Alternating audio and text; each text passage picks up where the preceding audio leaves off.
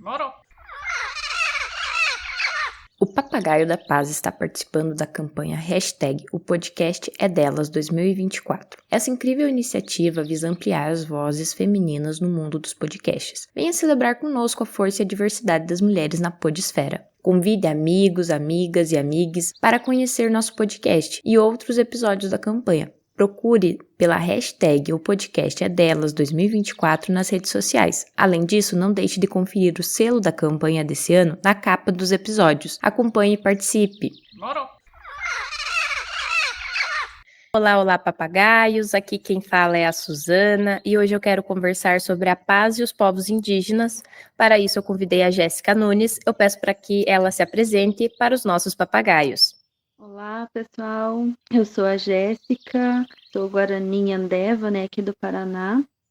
Sou mãe, sou uma mulher indígena, professora aqui no meu território indígena. Formei no curso de letras, né, no ano de 2020.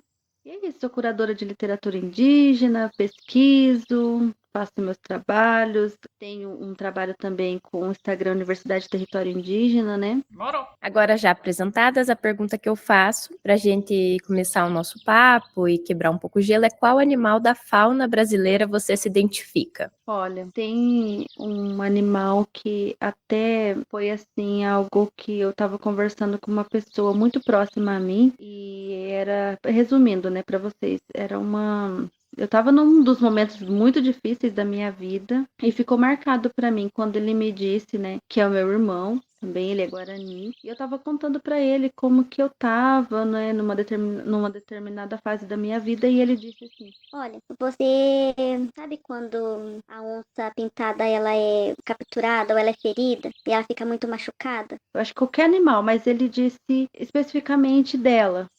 E isso me marcou muito porque ele disse que quando ela estava muito ferida, era difícil de pegar para curar, né? Aí ele fez uma comparação, né? Ele exemplificou para mim dizendo que poderia ser uma pata, ser alguma coisa do corpo desse animal, uma ferido. Era difícil se aproximar dele e ele me comparou com ela e que era por isso que eu estava naquela fase, né? Então isso ficou na minha cabeça, isso tem uns 2 anos já. Então acho que é com ela que eu vou fazer, eu vou me sentir mais à vontade aí, e também pela força, eu acho que pela força, pela beleza também, né, da resistência, de se proteger também. Moro. A onça-pintada é o maior felino das Américas e é uma espécie emblemática das matas brasileiras porque desempenha um papel crucial nas ações de conservação ambiental. Por estar no topo da cadeia alimentar e necessitar de grandes áreas preservadas para sobreviver, a presença da onça-pintada em uma região é um sinal de que o ecossistema ainda oferece as condições favoráveis para sua sobrevivência. Em outras palavras, onde há onças, há um ambiente saudável. No entanto, as crescentes alterações ambientais provocadas pelo homem, como o desmatamento, a caça de presas silvestres e a própria caça das onças, são as principais ameaças à sobrevivência deste animal. Para garantir a sobrevivência da onça-pintada e a integridade dos ecossistemas, é fundamental reduzir essas ameaças. Proteger a onça-pintada é proteger nossas matas e, consequentemente, o nosso futuro. Moro. Agora, já apresentadas e já sabendo qual animal você se identifica, eu queria saber qual mulher ou quais mulheres, pode escolher mais de uma, foi ou é uma referência para você. Bom, eu poderia dizer vários nomes aqui, mas eu acho que não tem outra mulher assim indígena, né? E que outra mulher guarani assim que eu possa colocar aí antes de dizer o nome da minha mãe, sabe? A minha mãe é uma grande referência para mim em questão de resiliência, né, de guerreira mesmo, assim, de ter sido meu ponto de referência no mundo para que eu me tornasse a mulher que eu sou agora, assim, tudo que eu passei, quem vem à minha frente, assim, na memória é ela. Eu acho que mãe é mãe, né?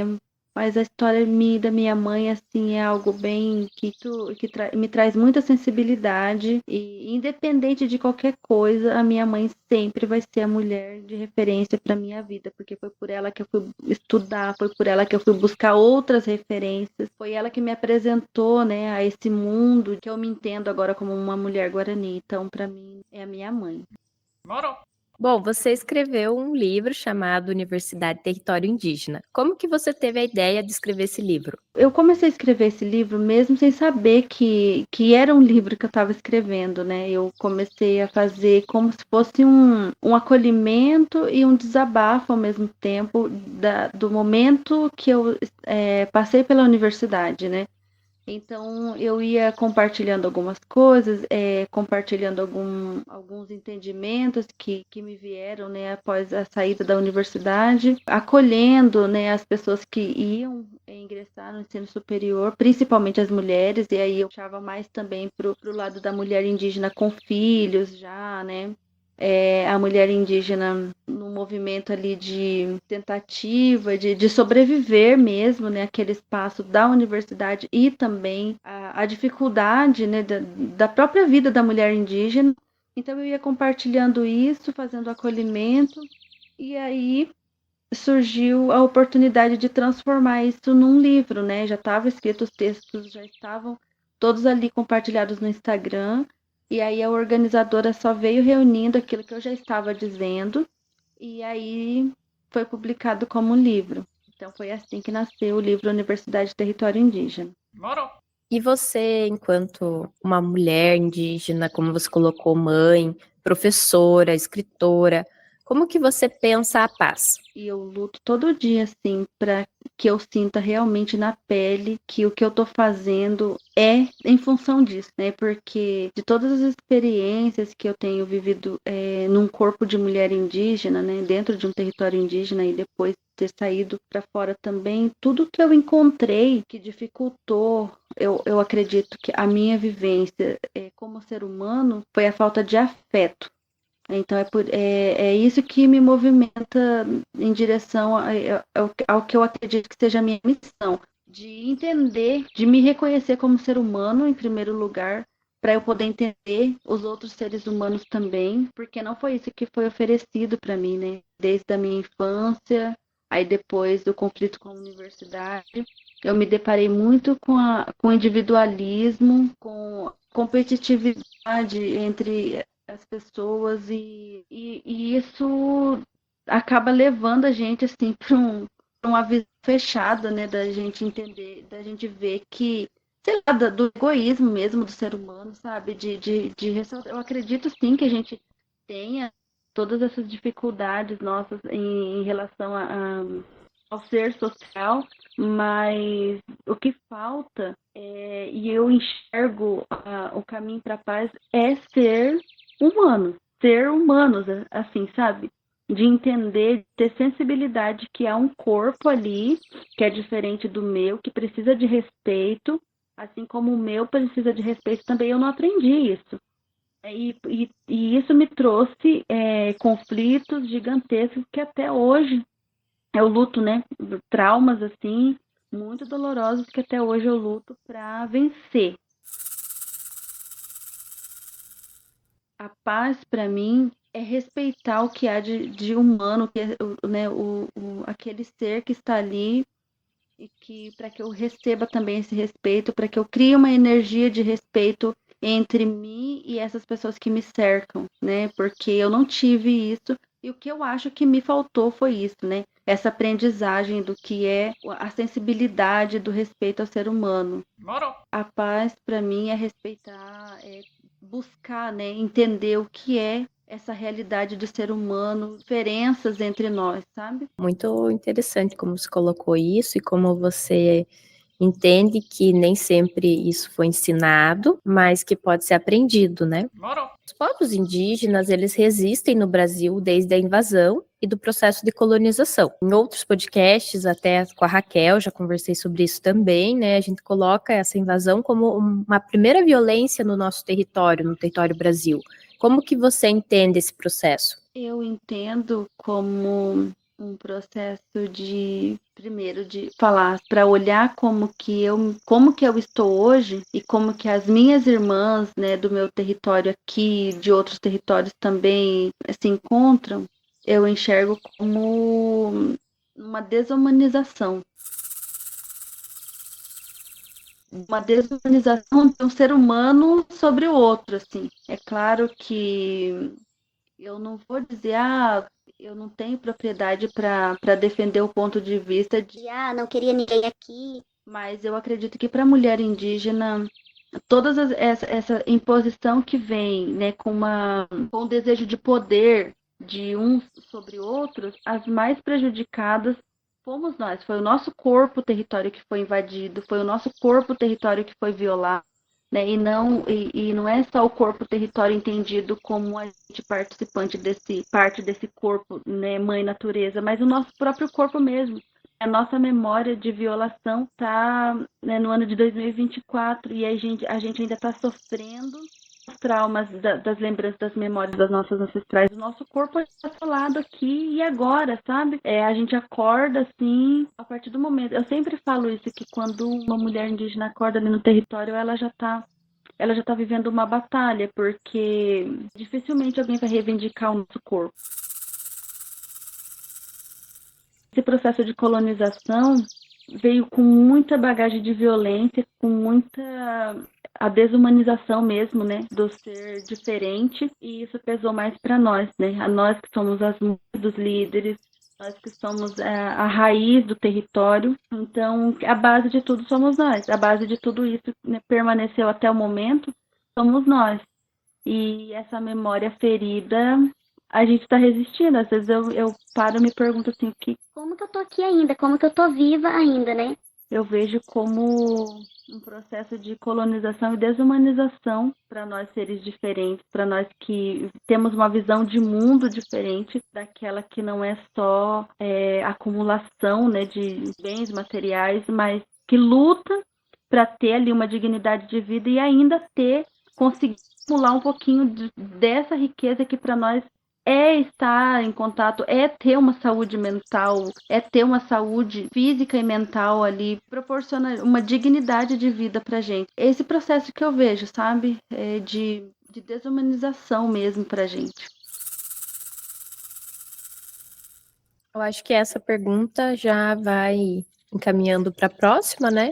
Quando você coloca aqui no seu Instagram a frase "Nossa voz tem poder, nosso conhecimento é válido". Qual mensagem você gostaria de passar com essa frase? Essa frase está ligada também ao nome, Universidade de Território Indígena, por quê? Porque tem dois pontos, né, importantes nesse nome, assim, tem dois significados que não se separam também.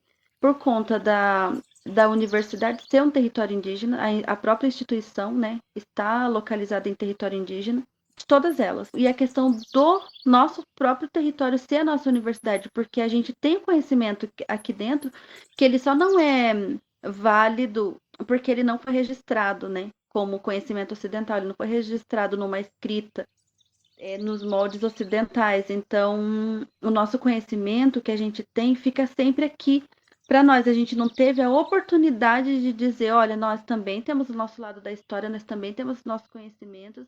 A gente precisa que a universidade reconheça isso e a gente não teve assim uma força na voz para poder lutar para inserir isso no nosso conhecimento naquele espaço da instituição, né, da universidade. Eu quero dizer, olha, a gente tem voz, né? O nosso conhecimento, ele é válido sim, ele é importante, é o que nos ampara até aqui, né? Que ampara os nossos líderes quando vão fazer a luta pelas causas indígenas em Brasília, quando a gente se reúne, quando os professores estão no território e outras lideranças estão em Brasília fazendo, né, o diálogo com os representantes da lei, a gente tem o nosso amparo. E por que quando eu vou para a universidade, isso não é evidenciado lá? Por que é só um conhecimento de fora que vem para mim e que eu tenho que me enquadrar naquilo, mas as pessoas não estão dispostas? Claro, eu sei que é intencional também que não seja, que não é importante isso, né, para a visão de mundo que tem sobre nós, mas assim, dizer, olha, a gente está aqui, a gente está fazendo a nossa, a gente está construindo, fortalecendo o nosso conhecimento e a gente está aí divulgando, a gente tem essa voz, eu tenho o livro escrito, eu tenho os meus companheiros que têm, os meus irmãos, as minhas irmãs, os outros autores indígenas que estão fazendo isso, estão militando nas causas indígenas por meio da escrita, né? Por meio de suas escritas, suas vozes escrita nos materiais impressos. Então, a gente estamos na universidade também, estamos fazendo trabalhos, projetos, né, para fortalecer isso. Então, o nosso conhecimento é válido, sim, e a nossa voz tem poder. Moro. E é assim, né, que eu consegui também, porque quando eu decidi não me calar, foi quando eu fui conseguindo também as oportunidades na vida para que eu conseguisse concluir uma universidade, fazer uma especialização e publicar um livro. Moro. Então, a minha voz tem poder, sim. O conhecimento que eu coloco lá também não tem nenhuma referência de fora, mas é válido, porque as pessoas se reconhecem dentro daquela realidade. Então, é válido, sim. Eu acredito que a universidade ela tem um apagamento de outros conhecimentos, né, Jéssica? Acaba que outros conhecimentos que não os que vieram do homem branco, europeu, são colocados, né, de lado, ou são esquecidos, ou apagados, né?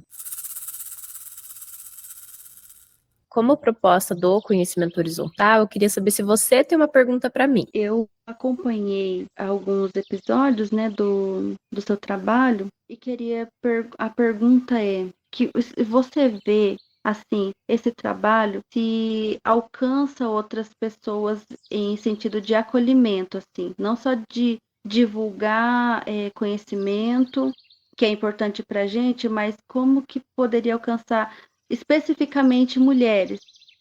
Por que que eu tô fazendo essa pergunta? Porque eu tô nadando assim, nadando, eu me sinto assim, sabe, Suzana? Parece que eu tô nadando, nadando, eu não saio do lugar, parece que eu tô patinando no lugar. Teve um projeto aqui, depois que a minha sobrinha se suicidou, teve outro jovem daqui também que se suicidou, daí tem nos outros territórios próximos também, isso tá muito forte, sabe? O que que a gente poderia fazer, não sei, ou comigo, junta, ou para alcançar essas pessoas e, sei lá, fazer pelo menos não sei, uma conscientização, um acolhimento a essas pessoas que estão passando por alguma dificuldade, assim, no sentido de ajudar, sabe? No sentido de ajudar a alcançar essas pessoas. Então, Jéssica, o podcast, ele não tem o objetivo principal de fazer esse acolhimento ou de ajudar as pessoas no sentido de saúde mental, mas eu acredito que ele acaba ajudando,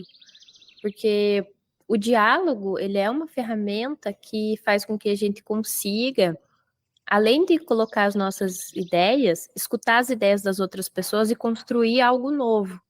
Então, por isso que eu faço no formato de entrevista, porque eu acho que quando a gente conversa, a gente consegue criar coisas novas.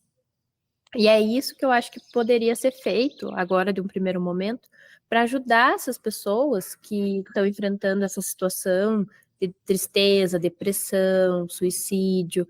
É a conversa. Então, eu acho que mais grupos, mais rodas de conversa, mais diálogo, mais pessoas abertas a escutar e a criar novas alternativas, a ter uma ideia de produzir uma solução, uma alternativa para a vida, porque só na nossa cabeça, infelizmente, é muito limitado, né? Quando a gente conversa com outras pessoas, é que a gente consegue expandir, a gente consegue descobrir, a gente consegue pensar. E também consegue ser valorizado. Porque quantas pessoas têm ideias muito legais, mas que não falam essas ideias, não expõem essas ideias, não colocam essas ideias, não têm autoestima para dizer, Não, eu sei, eu conheço, eu tenho uma ideia, eu acho que poderia ser assim, ou podia ser diferente. Então, a gente tem que dar essa oportunidade também para que as pessoas falem sobre quais são os sonhos que essas pessoas têm e para que elas construam isso com esperança. Porque eu tenho pensado muito nisso também, nessa esperança.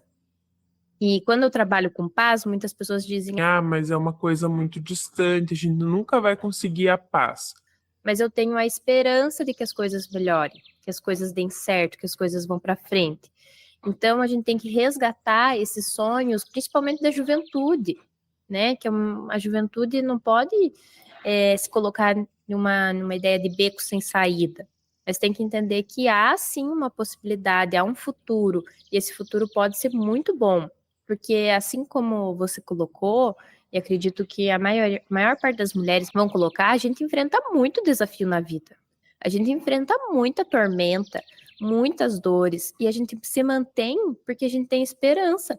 Tem esperança que a gente vai melhorar, que as coisas vão dar certo, que a gente vai conseguir o melhor para nós e para os nossos, e para nossa família, e para nossos, né, vocês em povos indígenas têm essa coisa muito bonita de falar irmão e irmã, né, os seus parentes. Eu tenho essa coisa que eu quero o melhor para as mulheres, eu quero o melhor para nossas mulheres, quero que elas se sintam bem, que elas vivam melhor, sem violência. Eu não sei se eu respondi, se eu consegui te ajudar. Em concreto, acho que talvez aí, Jéssica, pensar na produção deles de um podcast, para que eles coloquem, né, enquanto jovens, o que eles querem, quais são os sonhos deles, e registrem esses sonhos, né? Registrem isso na oralidade mesmo. Eu gosto do formato de podcast porque tem essa característica da oralidade, para que eles registrem os sonhos deles, as expectativas deles para o mundo.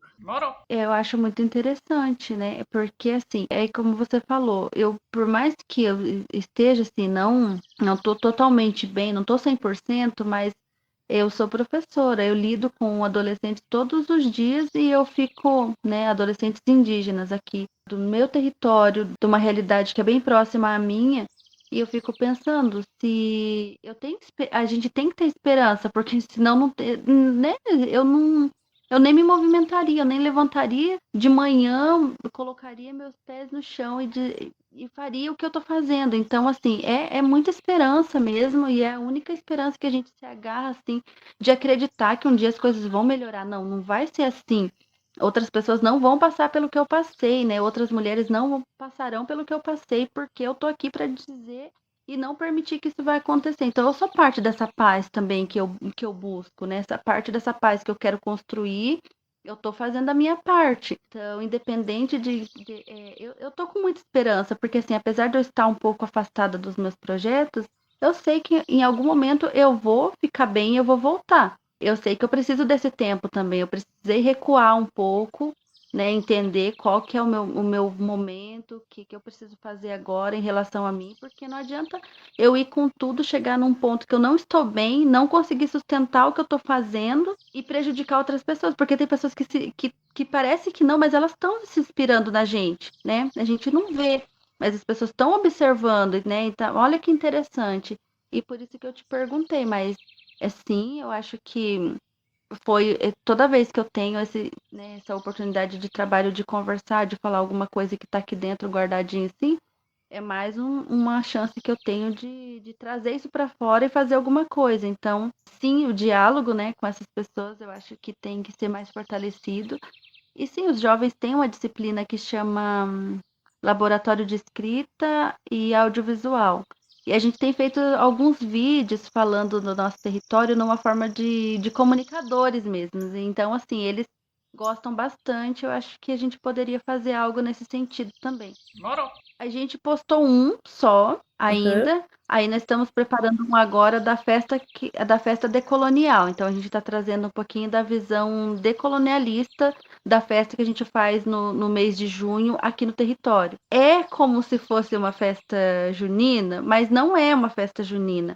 É uma festa que a gente vai dizer, ó, a gente vai falar do calendário Guarani, do junho e julho, que a gente também está celebrando a natureza, a gente também está celebrando o vínculo com a natureza, então não é só aquela festa da fogueira para o santo, não é só as vestimentas para que reforça os estereótipos da pessoa pobre, miserável, da quadrilha também, né? Então a gente respeita que há uma tradição que façam essas festas, mas a gente também tem a nossa. Então é isso que a gente está evidenciando nesse vídeo. E tem alguns cards também que eles foram construindo no Canva e trazendo outros conhecimentos do território também, mas ainda não foi postado, eu tô sem tempo e a gente não tem alguém para cuidar disso, né? Então, mas tem muito material já que a gente pode estar compartilhando. Assim que eu tiver uma oportunidade, eu vou publicar. Que legal, eu amei a ideia da festa decolonial, amei. Bom, agora uma pergunta mais, né, direta. Como os povos indígenas podem ter paz? Eu sei que você não vai falar por todos os povos indígenas, né? Cada povo tem suas demandas, cada povo tem suas necessidades, mas eu queria uma ideia, um início, assim, para inspirar os ouvintes, para eles pensarem sobre isso também. Eu acredito que quando a nossa luta ela for respeitada, né? Quando a nossa luta ela for visibilizada, apoiada, né, pelas pessoas que veem, né, o sofrimento da população indígena, que vê a gente morrendo todo dia, né, um pouquinho dentro dos nossos territórios. E isso é independente da situação de cada povo indígena, a gente tá assim, morrendo um pouquinho todo dia, sabe? Quando a gente tem os nossos direitos desrespeitados, quando a gente tem os nossos territórios ainda são invadidos porque eles são vendidos, né? Falar de dentro de um território indígena é muito arriscado.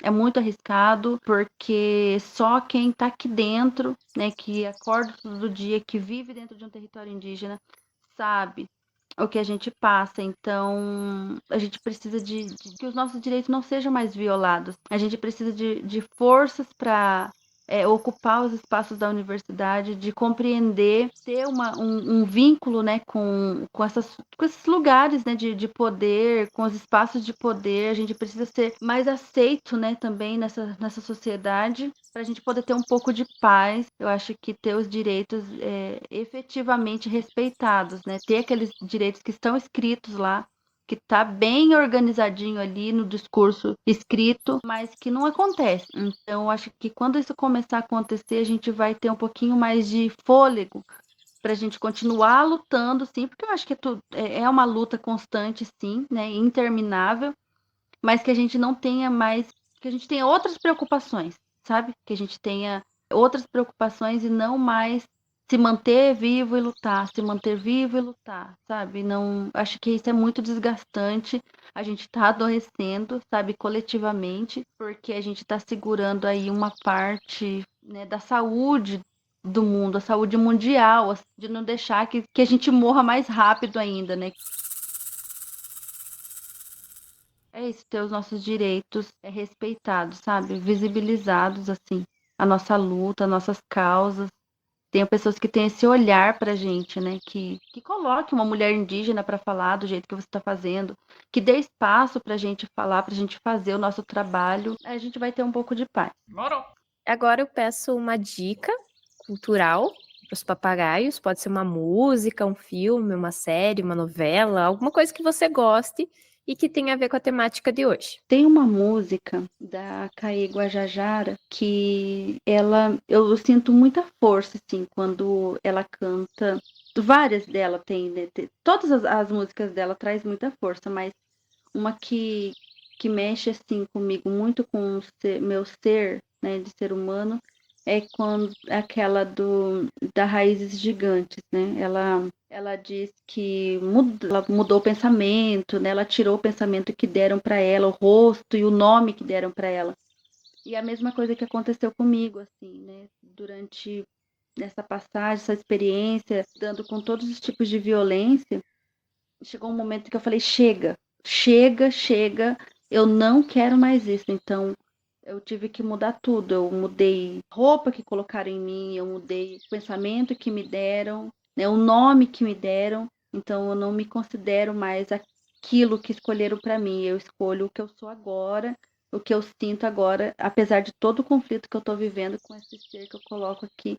E aí eu vejo que essas forças, ela não estava aqui, só aconteceu aqui na superfície, ela vem de uma raiz muito mais profunda, vem da minha ancestralidade, né? Isso que ficou para mim.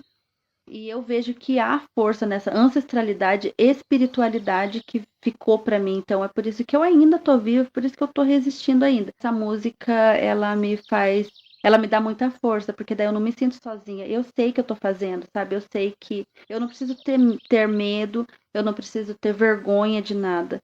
Agora eu sou quem eu sou de verdade, quem eu vim para ser aqui no mundo. Eu não estou mais sendo rotulada, né, por outras pessoas, por outras ideias, por outros pensamentos. Então, a Raízes Gigantes me fortalece muito. Parte do que eu falo hoje aqui também, que seria tipo há uns 3, 4 anos atrás, eu não estaria falando isso, eu não saberia nem como falar sobre isso. Então, Raízes Gigantes da Caê Guajajara.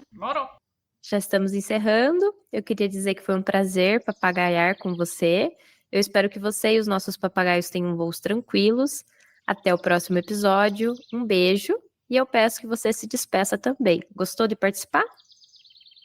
Eu amei participar, é um pouquinho uma dose mais de ânimo, né? Falar do que a gente acredita, ter a oportunidade de falar aquilo que nos fortalece. Então, eu amei participar. Muito obrigado também pelo espaço aqui, né? Ainda que virtual, mas agradeço muito. Adorei, sim. Espero que as pessoas ouçam com muito afeto. Eu ofereço aqui muito afeto, muito acolhimento, força para nós buscar essa paz que a gente ainda acredita.